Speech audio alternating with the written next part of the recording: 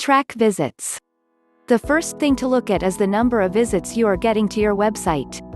This metric in itself is not necessarily all that useful, seeing as it doesn't necessarily provide much information regarding the type of person visiting your site, the way they're engaging with your content or anything else. What's more, is that most websites will not see a visit as the end goal. If you are intending on building brand awareness, engagement and following, then you will need to reduce your bounce rate, see below. If you are trying to make money, then your goal will be to increase your AdSense revenue, or to make more sales of your products. Visits in itself is really just an aside. Despite this though, you need to know your visits in order to make sense of all the other data that you're getting. You need to know your visits so that you can know what percentage of those visitors are buying from you and thereby calculate your conversion rate. Your visits tell you how many people you have to work with, and they let you formulate a strategy on that basis.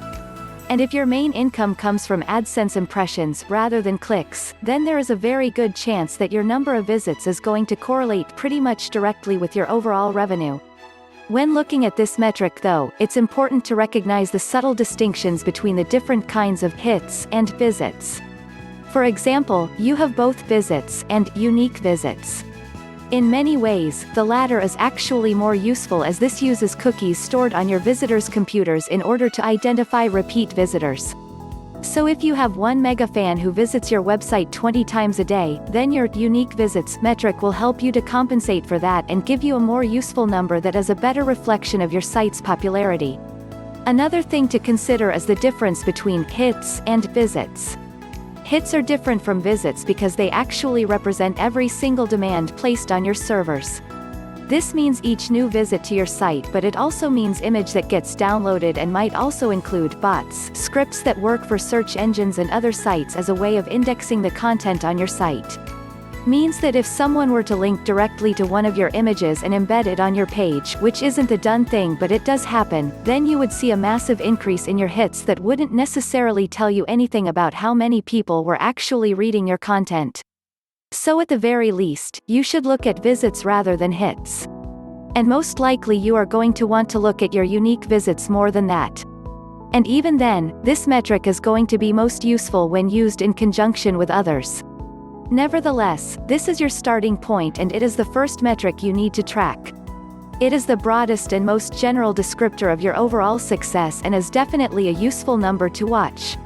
Note: this is a good time for us to point out that none of these metrics is infallible, and it is certainly possible to fool the reports. For example, if someone is using private browsing on their computer, then they won't be storing cookies, and that means that they may be counted as a new visitor, although normally the IP address is also taken into account. If a user has multiple computers, more likely, then this too can also upset your statistics. How to increase your visits. So how do you go about increasing your page visits?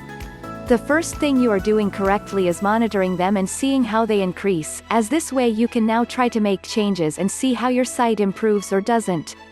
This will then let you know what's working, what you need to change and more.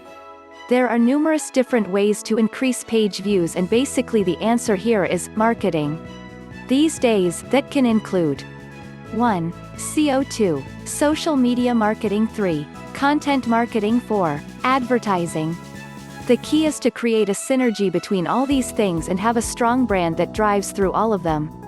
Content is very much the key, as unless you're a big, well-recognized online store, this is what is going to give people a reason to come to your website, and it is what Google is going to be able to index and use to decide where you should appear on the SERP's search engine results page.